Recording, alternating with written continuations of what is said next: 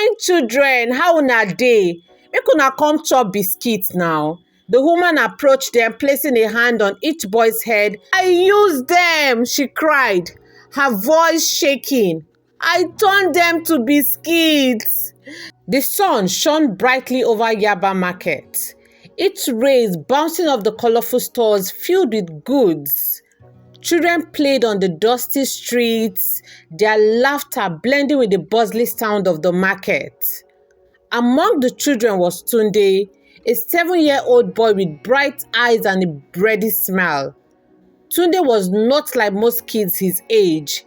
Being the only child of a widow, Mama Tunde, he seemed to understand the weight of responsibility far beyond his age. Tunde's small hands were quick and efficient as he helped his mother, known by everyone as Mama Do-Good, arrange her juicy plum tomatoes on their wooden table.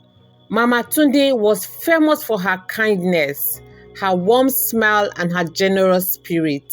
Customers came to her not just for the quality of her tomatoes, but for the way she made them feel valued and cared for. As Tunde walked, he noticed the woman approach the stall. Her clothes were tattered and her eyes looked tired. Mama Tunde greeted her with a smile and packaged a large bowl of tomatoes. How much, Mama Do-Good? The woman asked timidly. Just pay for this bowl, Mama Tunde said, handing over a little extra. Jara, you need it more than I do, she said. The woman's face lit up with gratitude and she whispered a heartfelt God bless you before walking away. Tunde, watching the scene, frowned. Mommy, he said, tilting his head, how will you make your profit if you keep giving so much, Jara? What if we don't have enough money for ourselves? Mama Tunde smiled, her hand brushing his small head. She said, my love, her voice soft but steady. Life hasn't always been this hard. 8 years ago, I had everything, a loving husband, a beautiful home, and dreams for the future. Tunde watched her. Curious, what happened, Mama? A tear slipped down her cheek as she spoke. When your father died, everything changed. His brothers came and took all we had. Our house, our belongings, saying I was barren and I didn't deserve anything. I didn't even know I was carrying you in my belly at that time. When I went to tell them I was pregnant, they called me a liar and threw me out. They said you were another man's child. Tunde's heart tightened as he saw his mother's pain. She wiped her tears and continued, I had no one to turn to, so I started all over from nothing. I lived in an uncompleted building and did any work I could find to survive. It was hard, Tunde, but God gave me you. You are my joy. You are my strength. She cupped his face in her hands and smiled through her tears. That's why I do what I do. There are so many people out there with nothing, just like we had nothing. If I can help, even a little, I will. Always remember, Tunde, kindness is a gift we can all afford to give. Tunde wrapped his small arms around his mother, holding her tightly. I understand, Mama, he said, his voice muffled against her shoulder. I will be kind too. At that moment, a lively voice broke the tender scene. Mama Do-Good, I want buy tomatoes, oh. Mama Tunde laughed, her spirits lifting. Tunde, quick, arrange the biggest, juiciest ones, she said, her energy renewed. Tunde grinned, eager to help, and rushed to work. He had learned a valuable lesson that day. Being kind wasn't about just giving. It was about the love and strength that made giving possible. As the day went on, Tunde vowed to follow in his mother's footsteps, not just as her helper, but as someone who spread goodness, just like her. Tunde and his mother lived in a bustling compound where laughter echoed through the day. It was a large space with several flats, mostly filled with families. For Tunde, the best part of the compound was the kids his age. After school and chores, the yard became their playground, a world of hide and seek, soccer, and laughter. One sunny afternoon, a new neighbor moved into the compound. She was tall, light-skinned woman who dressed simply but neatly. She rented a small one-bedroom flat at the corner of the compound. From the moment she arrived, it was clear she preferred to keep to herself. She didn't want to talk to anyone and avoided even casual greetings. The next morning, as Mama Tunde and Tunde headed out, they crossed paths with the new neighbor. Mama Tunde's voice rang out cheerfully. "New neighbor, good morning, oh." The woman glanced briefly at them but said nothing. Silence hung in the air, and Mama Tunde awkwardly smiled before continuing on her way. "Mommy," Tunde said, his curious eyes meeting hers. "Why do you keep greeting her when you know she won't answer?" Mama Tunde chuckled softly and patted his head. "My dear, I have greeted her. It is her responsibility to reply or not. My own is to greet. Don't let someone else's actions stop you from doing the right thing." Tunde nodded slowly, thinking about her words. "By the way," Mama Tunde continued, "have you finished your homework?" "Not everything, Mommy," he admitted, fidgeting. "There is one question that is really hard, but I'll ask Uncle Abu to help me." Mama Tunde paused mid-step, her voice firm but kind. "That's fine, my son, but make sure you stay outside when Uncle Abu is teaching you, okay?" "Yes, Mommy," Tunde replied, though a part of him was curious why she always said that. Later that day, Mama Tunde was preparing for her trip to the market. She hummed a lively tune, carefully arranging plum red tomatoes into a wooden wheelbarrow. The aroma of fresh produce filled the air as she walked. "Mommy, is there something you'd like me to do for you?" Tunde called out, peeking into the room. Mama Tunde smiled at her son's eagerness. "Omo me, you have done enough. Go and play with your friends, okay? I see you're itching to run off. But remember, be ready to come help me in the market later, oh." "Yes, Mommy." Gratitude and excitement lit up his face as he dashed off towards the compound yard, where the sound of children's laughter had beckoned. Watching him skip away, Mama Tunde paused, her heart full of love and concern. She clasped her hands together and whispered, "My God, please protect him as you always do." With a renewed sense of purpose, she returned to her work, stacking her baskets with care and humming once more. Life was not easy, but moments like this, simple, filled with love and faith, made it worthwhile. Tunde dashed home from an errand, clutching a sachet of cowbell milk. His mother had sent him to buy it for her morning tea, and as usual, he ran the entire way, a habit he'd formed to complete errands quickly. As he approached their house, he noticed the new neighbor standing by her gate. Tunde nearly slowed down his pace when he caught sight of her, a smile lighting up her usually expressionless face. "Fine boy, how are you?" she called out warmly as he ran past. Tunde stunned, kept running but couldn't stop his mind from racing. Why is she smiling today, he wondered. This woman was known for her aloofness. She never smiled, never greeted, and certainly never responded to greetings. Why am I the exception? Or is today special for her somehow? Bursting into the house, Tunde handed the milk to his mother. "Mommy, here is your cowbell milk. Should I get the bread from the fridge?" he asked as he began making her tea. Mama Tunde smiled at him as she sipped her hot tea. "Thank you, my dear. Yes, get the market things ready. Today feels like a good day, she said, enjoying her bread dipped in tea. As Tunde packed up, he couldn't hold back his curiosity any longer. Mommy, he began, you won't believe what happened today. That new neighbor greeted me, and with a smile, Mama Tunde paused mid-bite, clearly surprised. Are you sure, Tunde? She asked, her tone skeptical but amused. Maybe she's finally ready to change and be more social. Didn't I tell you she would come around eventually? Her face lit up with excitement as she continued. Now, hurry up and get everything packed for the market. Today is going to be a great day. I must show my maker that I am ready if he decides to bless us. Tunde nodded, feeling a small spark of hope for the day ahead, and got to work preparing.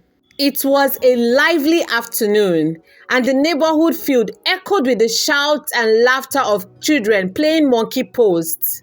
Tunde, just 7 years old, was in his element, darting around the makeshift football pitch with his boundless energy. The goalposts were nothing more than two small rocks placed narrowly apart, making scoring a real challenge.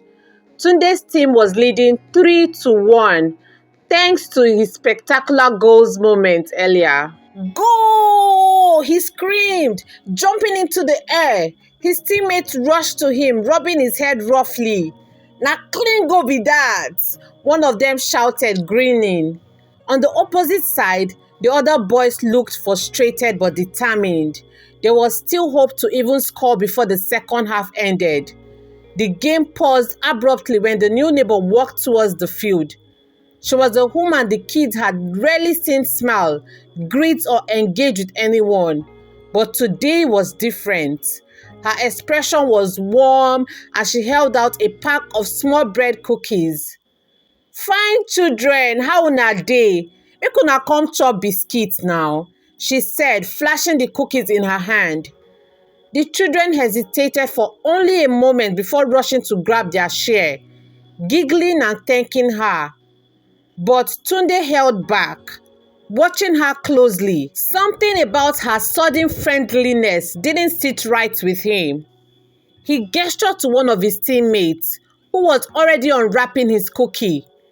"This auntie need a smile or talk to anybody before. Why she can't they give us biscuits now? He whispered urgently. The other boy shrugged, biting into his cookie. "Maybe she just want make friends. Abi wetin dey reason?" Tunde wasn't convinced, but the game soon resumed. The boys, fueled by their unexpected treat, played with even more energy. The new neighbor stayed by the sidelines, her eyes following their every move. Occasionally, Tunde shot her a wary glance.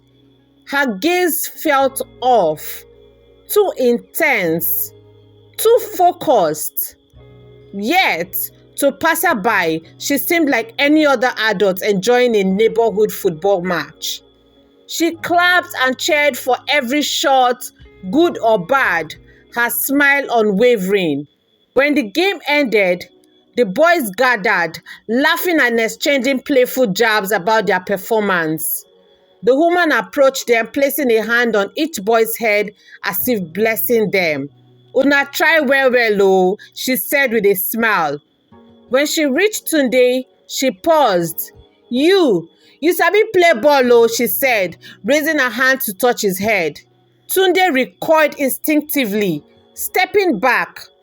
"Thank you, ma," he said curtly before walking past her. Seconds later, an air silence settled over the field. The usual post-game chatter and laughter were gone. Tunde froze, realizing he couldn't hear the elder boys anymore. Turning back, he saw the woman crunched on the ground, hurriedly picking up some cookies at the spot where his friends had been moments ago. There was no sign of them anywhere in the field. Tunde's heart pounded. The sight of her tucking the uneaten cookies into her bag sent a chill down his spine. "Where are they?" he whispered, his voice trembling. Realizing something was terribly wrong, he screamed as loud as he could. Passers-by glanced over but saw nothing alarming, just a woman gathering fallen biscuits. To them, it seemed innocent enough. "Wetin happened?" someone called out, confused. Tunde couldn't find the words to explain. Tears streaming down his face, he turned and bolted towards the market. "Mommy! Mommy! New neighbor! Biscuits!" he cried, barely able to speak through his panic. Mama Tunde, startled by the sight of her frantic son, immediately dropped what she was doing and followed him. "Tunde, calm down. Show me where," she urged, rushing to keep up as he led her back towards the field. The new neighbor was held firmly by the passerby, her protests ringing through the air. "Na because of one small boy prank wey una dey hold me like this? Abeg, I don dey late for where I dey go," she exclaimed, feigning indignation. "Madam, relax," one of the men said firmly. "Make we wait for the boy first. My spirit dey tell me say something no clear for this matter." The crowd murmured in agreement, their eyes glued to the woman. "Small boy like Tunde no go just shout for nothing now. Make we hear wetin he see," another added. Moments later, Tunde arrived at the scene, clutching his mother's hands tightly. His face was pale and his usual confident tone was replaced by a trembling voice. Pointing at the woman, he stammered, She give Emeka and the boys biscuits make we chop. But me, I no chop my own because I no trust her. After the match, she touched all the boys for head. She tried touch me too, but I dodged." The crowd leaned in, hanging on to every word as Tunde continued. "When I turned back to talk to Emeka about the match, I no see anybody again. I only see this auntie bend down, they pick biscuits for ground." Gasps rippled through the gathering. "Madam, where the children dey?" a man demanded, his tone sharp. The new neighbor laughed nervously, trying to maintain her composure. "Which kind question be that now? How go sabi? Shebi I be their mother?" Another woman stepped forward, her face tight with anger. "Answer the small boy question. You give them biscuit, abi you no give them? I no understand wetin una dey talk o. Shey I chop the children ni?" The woman retorted, her voice cracking. Mama Tunde, her patient-wearing teen, stepped in. "My son need a lie. Where the children dey? Talk before this crowd go take action." The murmurs of the crowd turned into angry shouts. The missing children's mothers were frantic, demanding answers. Before long, the situation escalated and some began to beat the woman, their fury spilling over. "Talk now," one man shouted. "Confess or we go finish you for here." Bruised and terrified, the woman finally broke down. "I used them," she cried, her voice shaking. "I turned them to biscuits. See them here." She pointed to her bag where several unopened packs of biscuits lay. The crowd froze in disbelief. "You say wetin?" A voice broke the silence. Trembling, the woman continued. "I no fit turn them back o. My own work na to gather children and hand them over. Na them dey pay me for each one wey I go bring." "Who be the them?" another asked furiously. "Where you dey meet these people?" I no sabi their names," she sobbed. Na for call they go call me. They go come meet me for where I go meet them. Na for always night time we dey meet inside bush. I no dey see their face. I no sabi them. Abeg make una forgive me, na devil work." Her confession sent shock waves through the crowd. Some shouted for justice. Others broke into sobs, and the mothers of the missing boys wailed in despair. The crowd tightened around her, demanding she take them to her handlers. But her refusal and vague answers only fueled their anger. The woman's fate was now in the hands of the enraged community, determined to put an end to her sinister acts. The haunting revelation would leave an indelible mark on the community, forever serving as a chilling warning against misplaced trust.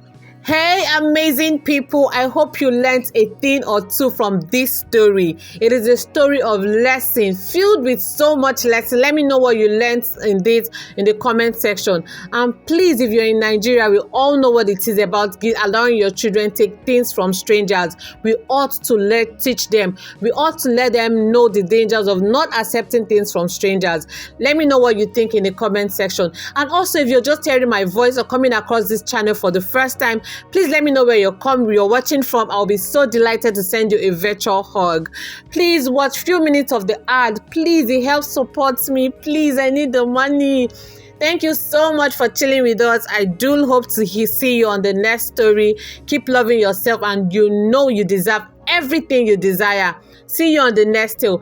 Bye for now. Mwah!